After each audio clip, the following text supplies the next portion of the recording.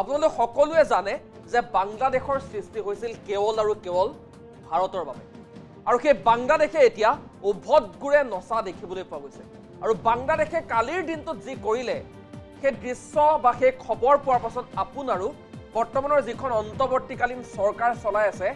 মহম্মদ ইউনুছ সেই মহম্মদ ইউনুছক দৌৰাই পিটিবলৈ মন যাব জনাইছো এই মুহূৰ্তৰ ডাঙৰ খবৰ মতিভ্ৰম হোৱা বাংলাদেশে উভতগুৰে নাচিছে এইবাৰ উত্তৰ পূবক লৈ মন্তব্য কৰা বাংলাদেশে এবাৰ নতুন মন্তব্য কৰিছে এটা ভয়ংকৰ কাম কৰিছে কিয়নো মতিভ্ৰম হোৱা বাংলাদেশে এবাৰ উভতগুৰে নাচিছে ক্ষমতা লিপ্সাত বাংলাদেশে পাহৰি পেলাইছে নিজৰ শক্তি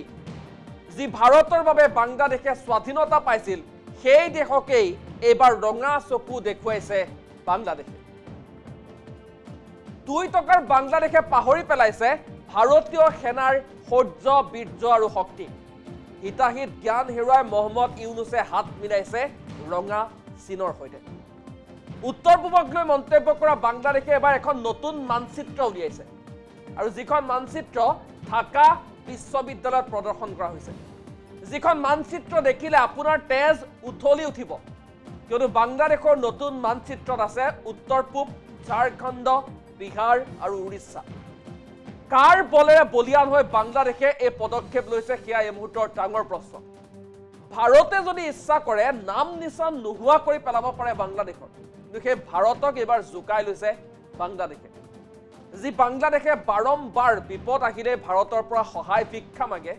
যি বাংলাদেশে সীমান্ত উন্মুক্ত সীমা পাৰ হৈ এইখন ভাৰতত এইখন অসমত এইখন উত্তৰ পূৰ্বাঞ্চলত আছেহি আৰু সেই বাংলাদেশে এবাৰ এখন মানচিত্ৰ উলিয়াইছে যিখন মানচিত্ৰত সমগ্ৰ উত্তৰ পূবক অন্তৰ্ভুক্ত কৰা হৈছে যিদৰে চীনে বাৰে বাৰে অৰুণাচলখনক চীনৰ বুলি কৈ থাকে অনুৰূপ ধৰণেৰে চিকেন নেককে আদি কৰি উত্তৰ পূৰ্বাঞ্চল ঝাৰখণ্ড আৰু অন্যান্য একাংশ ৰাজ্যক লৈ এই বিশেষ মানচিত্ৰখন কালিৰ দিনটোত প্ৰকাশ কৰিছে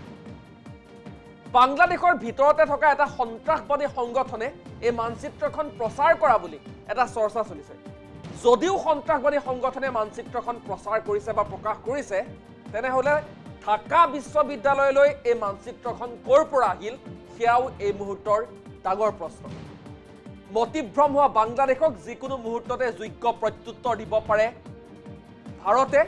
আৰু এই যিটো খবৰ বা এই যিখন মানচিত্ৰ কালিৰ দিনটোত প্ৰকাশ পালে তাৰ পাছতেই সীমান্তৱৰ্তী এলেকাসমূহত প্ৰতিক্ৰিয়াৰ সৃষ্টি হৈছে তেজে পিপিআই উঠিছে সাধাৰণ জনতাৰ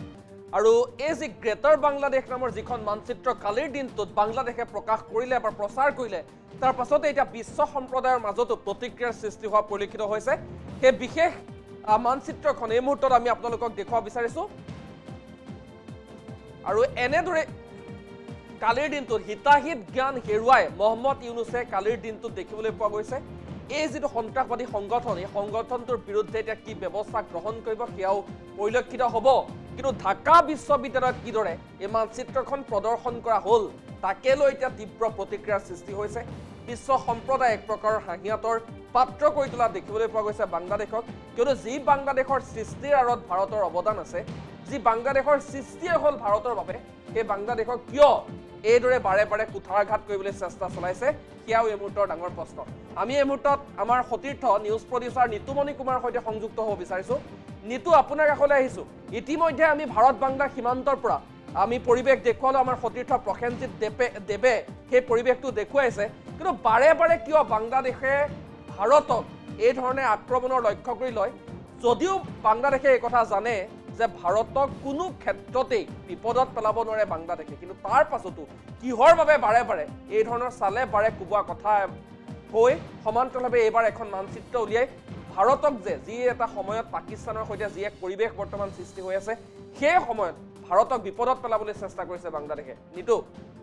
নিশ্চয়কৈ সুমন্ত চাওক আসলতে চীনৰ যি প্ৰৰোচনা সেই চীনৰ প্ৰৰোচনাত আসলতে বাংলাদেশে উভতগুৰে নাচিছে আৰু এই বাংলাদেশে যি উভতগুৰে নাচিছে তাৰ কিন্তু ফল যদি ভাৰতৰ সৈতে এনেদৰে শত্ৰুতা বাংলাদেশে কৰি থাকে তাৰ ফল হাতে হাতে পাব কালিৰ দিনটোত যিখন মানচিত্ৰৰ কথা লৈ ব্যাপক চৰ্চা হৈছে দেশজুৰি চৰ্চা হৈছে ভাৰত চৰকাৰে সকীয়াই দিছে বাংলাদেশক এনেধৰণৰ মানচিত্ৰ ভাৰতে মানি নলওঁ বুলি কৈছে কিন্তু ভাৰতৰ ভূখণ্ড আসলতে বাংলাদেশৰ অন্তৰ্ভুক্ত কৰি যিখন গ্ৰেটাৰ বাংলাদেশ শীৰ্ষক মানচিত্ৰ প্ৰকাশ কৰিছে চলতানাত ই বাংলা নামৰ যিটো সংগঠন আছে, তুৰ্কীৰ যি সংগঠন আছে, সেই সংগঠনে যিখন মানচিত্ৰ প্ৰকাশ কৰিছে সেই মানচিত্ৰই কিন্তু কেতবোৰ বিশেষ দিশ উনুকুৱাই গৈছে। কিয়নো ভাৰত পাকিস্তানৰ যি শেহতীয়া সংঘৰ্ষ, সেই সংঘৰ্ষত কিন্তু চীনৰ যি কৌশলী স্থিতি বা চীনে যেনেধৰণে পাকিস্তানক পৰোক্ষভাৱে সহায় কৰিছে, ঠিক একেদৰে তুৰ্কীয়েও সহযোগিতা আগবঢ়াইছে, পাকিস্তানক অস্ত্ৰ শস্ত্ৰৰ যোগান ধৰিছে। তেনে সময়ত চলতানাত ই বাংলা যিটো সংগঠন আছে সেইটো তুৰ্কীৰ আচলতে তুৰ্কীয়ে সেই সংগঠনটোক সহযোগিতা আগবঢ়ায় বা তুৰ্কীৰ আশীষ ধন্য সেই সংগঠনটোৱে বাংলাদেশৰ কেইবাখনো বিশ্ববিদ্যালয়ত এই নতুন মানচিত্ৰ প্ৰকাশ কৰিছে। আৰু এই নতুন মানচিত্ৰৰ জৰিয়তে আচলতে ভাৰতৰ ভূমি অধিগ্ৰহণৰ যি চেষ্টা, চীনে যেনেধৰণৰ অৰুণাচলৰ ভূমি নিজৰ বুলি দাবী কৰি সময়ে সময়ে মানচিত্ৰ প্ৰকাশ কৰি আহিছে, ঠিক সেই একেদৰেই কিন্তু চলতানাত ই বাংলাই যিখন মানচিত্ৰ তৈয়াৰ কৰিছে সেই মানচিত্ৰখন কিন্তু বৰ্তমান বা চীনৰ যি কূটনৈতিক যি ষড়যন্ত্ৰ, সেই কূটনৈতিক ষড়যন্ত্ৰৰে এটা অংশ বুলি ক'ব লাগিব। আৰু চীনৰ এনে পদক্ষেপত আচলতে যি বাংলাদেশৰ অন্তৱৰ্তীকালীন চৰকাৰ আছে, সেই অন্তৱৰ্তীকালীন চৰকাৰেও হিতাহিত জ্ঞান হেৰুৱাইছে আৰু সেই হিতাহিত জ্ঞান হেৰুৱাই আচলতে এনেধৰণৰ উচতনিমূলক কাৰ্য কৰিবলৈ বাধ্য হৈছে। কিন্তু সুমন্ত প্ৰশ্ন উত্থাপন হৈছে, যিখন মানচিত্ৰৰ কথা কোৱা হৈছে, যিখন মানচিত্ৰত আচলতে অসমক লগতে উত্তৰ পূবক অন্তৰ্ভুক্ত কৰা হৈছে, ঠিক একেদৰে বিহাৰ, পশ্চিমবংগ, ঝাৰখণ্ড, উৰিষ্যা এই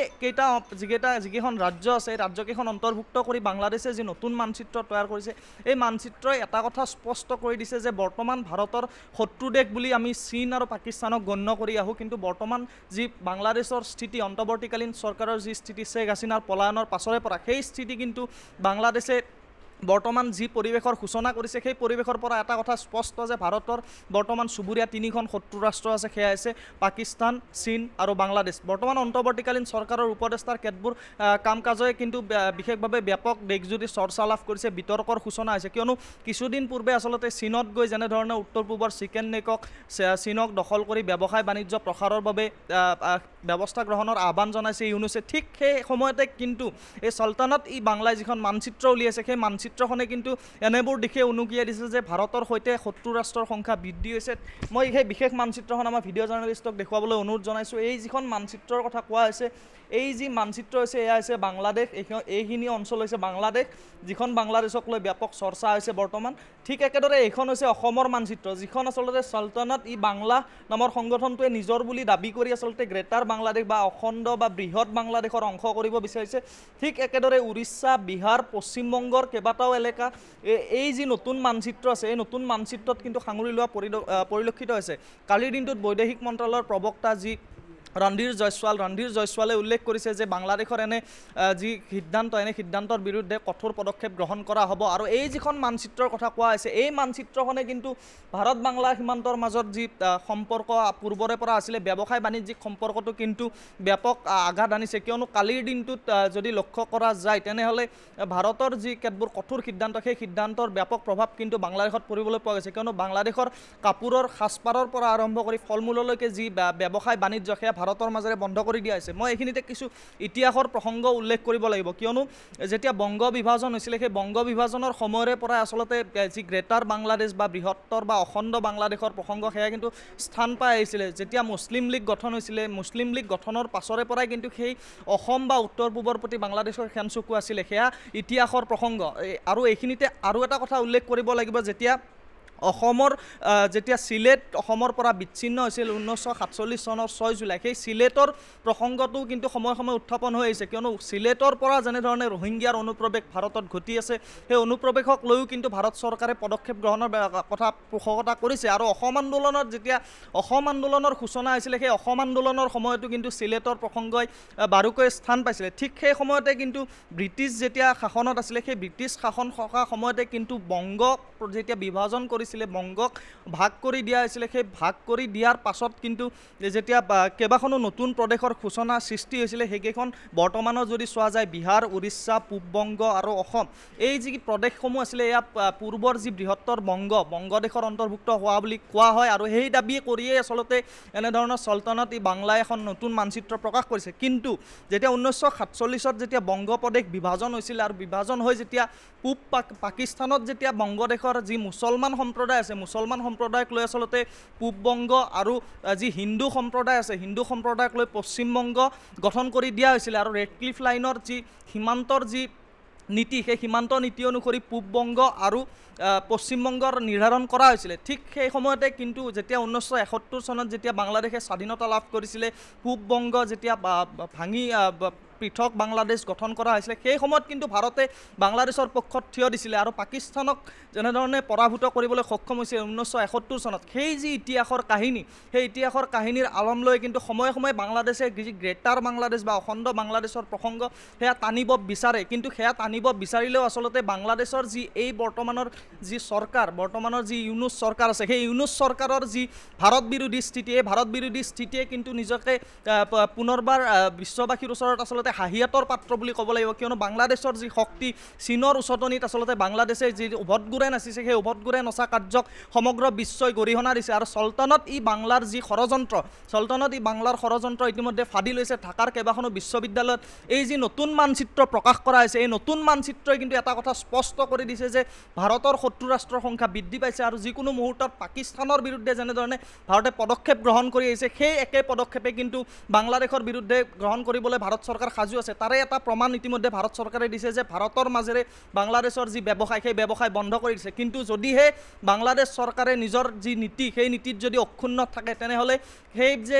বাংলাদেশৰ যে বিপদ সেয়া অনিবাৰ্য হৈ গৈছে ঠিক একে সময়তে মই আন এটা কথাও কৈ দিছোঁ কিয়নো বৰ্তমান যি বাংলাদেশৰ যি সমস্যা অসমৰ সীমান্তৱৰ্তী এলেকা হোৱা হেতুকে বাংলাদেশৰ সীমাৰে যি ৰোহিংগিয়াৰ প্ৰৱেশ বা অবৈধ বাংলাদেশীৰ যি প্ৰৱেশ কেৱল অসমতেই নহয় দেশৰ আন আন প্ৰান্তলৈকে শিপাইছে কিছুদিন পূৰ্বে গুজৰাটত বাংলাদেশীৰ ঘাটি উৎখাত কৰা হৈছিল আজিৰ দিনটোত কেইবাখনো ৰাজ্যত বাংলাদেশীৰ বিৰুদ্ধে অভিযান চলি আছে হাৰিয়ানাত অভিযান চলিছে গতিকে এমাহৰ ভিতৰত কিন্তু কেন্দ্ৰই এই বাংলাদেশীসমূহক চিনাক্ত কৰি নিজ দেশলৈ উভতাই পঠাবলৈ নিৰ্দেশ প্ৰদান কৰিছে গৃহমন্ত্ৰী অমিত শ্বাহে কঠোৰ স্থিতি লৈছে গৃহমন্ত্ৰী অমিত শ্বাহে কৈছে বাংলাদেশীক যিসকল বাংলাদেশী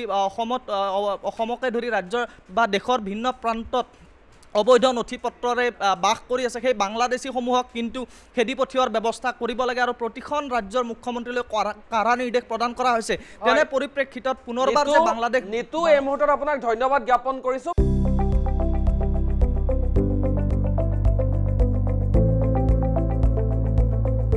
NB নিউজ সহজ সৰল ভাষাত নৱভাৰতৰ কথা